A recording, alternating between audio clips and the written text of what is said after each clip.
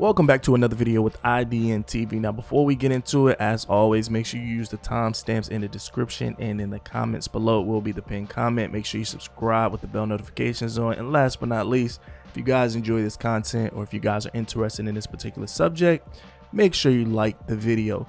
Now, let's get right into the news. Now, Fat Joe is in the hot seat this week, you guys. Now, they're calling Fat Joe Tekashi 6ix9ine. Now, follow me. They're saying that Fat Joe actually is a informant and snitched on a case that someone died back in 1991.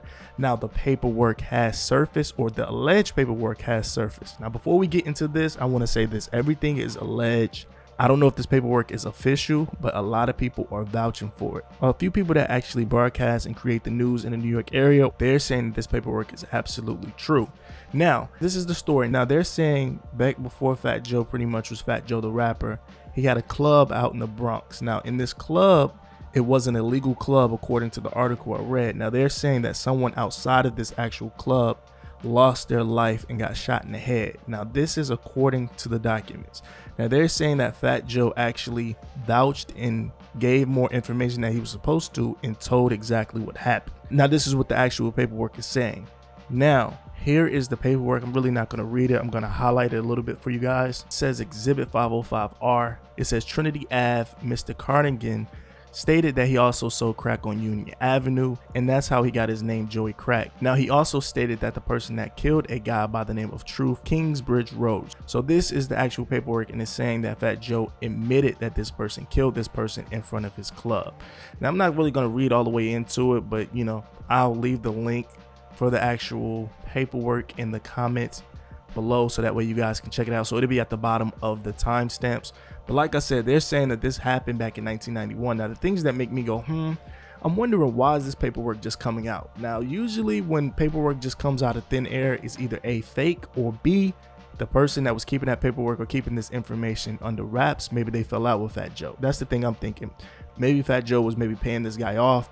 Maybe they had a falling out, and maybe this is why the paperwork was released. Now the people that create content, they're saying that they are pulling up the actual number that was on this piece of paper, and it's coming back as Fat Joe's paperwork. Now, if you guys want to spend $30 and get the actual paperwork, I will leave the actual number in the comments below. Now, everybody is saying this paperwork is true. Now, Fat Joe definitely had to defend himself. Now, he went on his IG live, and he actually went to his Instagram at first. Now, he posted this picture. It shows him with some type of funky hat, and it says, "When the hate don't work, they start telling lies." Now, this was 2 days ago, and this is when Busta Rhymes actually got under the comments and said, "On God with the crowns."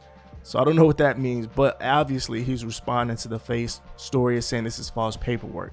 Now, Fat Joe went to his Instagram live to actually address this whole situation on Instagram live. Now, this whole video was 52 minutes of him explaining what, it was explaining it in a nutshell. This is what actually makes me go, I'm wondering, why did he take so much time to actually explain the situation, or explain his reasoning, or just explain that he didn't do it? Usually, I'm not being biased. I mean, usually I would think that's a lie. I mean, if somebody created false paperwork about me and said I was this, and it's not true, the video is not going to be more than 5 minutes. I'm going to say, hey, this ain't true.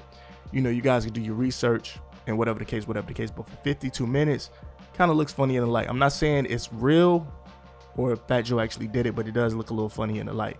So if that's the case, Fat Joe is a big advocate of kill all rats, living by the street code. Does this actually throw this out the window?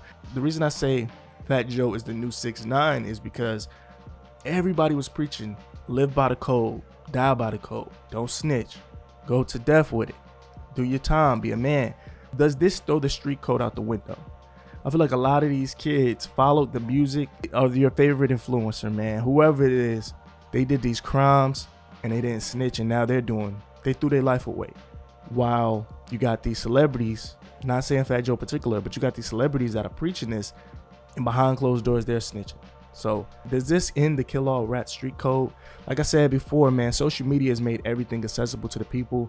I think even if you did something 100 years ago and you can pull it up and you can have somebody vouch for you, and social media wasn't around in 1991, so it could be true. It could be true. I'm leaning to it could be true. But like I said, it is alleged. I want to tell you guys it's alleged, but here's the actual video of Fat Joe addressing it. Of course, I left all the timestamps in the description. Check it out. I'm sorry. It don't mean no disrespect. A lot of you guys got jealous behind that. So now we tell you about Muta Bell with Tupac.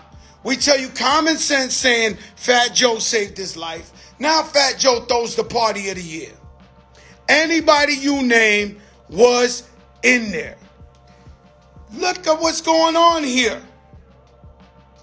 Look at what's going on here. We're doing it. And mind you, when I seen the fuckery and the hate,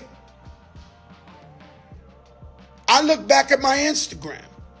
And as I'm scrolling at my Instagram, I'm seeing private jets, Hermes, fly shit, opening businesses, Drew Barrymore in the hood, yachts.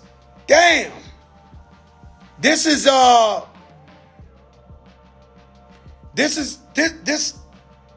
I can see why guys get jealous. I can see why there's hate in their blood, right? And so when I look at this, I say, wow. Now, you have to understand, I've been living a half a century with the cleanest face you've ever seen. A lot of guys, they ugly out there. They just ugly. They look tore up. They're not the same. I am, guys, the same guy. And so I see these guys and I see where the hate comes from. And I said, man, these guys are washed up 20 years. We never spoke their name in 20 years. These guys are dumb. These guys, they washed up. So they clout chase me, and the only time somebody gets some type of action is when they mention my name, and then they got likes or whatever the case may be. Now let me know how do you feel about this in the comments below. It's not looking good for Fat Joe, just for even a rumor. Sometimes people believe the lie better than the truth because it sounds better. So that's how I feel. Thanks so much for getting to the end of the video. Make sure you thumbs it up. I really appreciate it. Subscribe if you're new. I post sporadically, but I only post what you guys like. So this is the reason you guys should subscribe to me. I will catch you on the next video, and I'm signing out.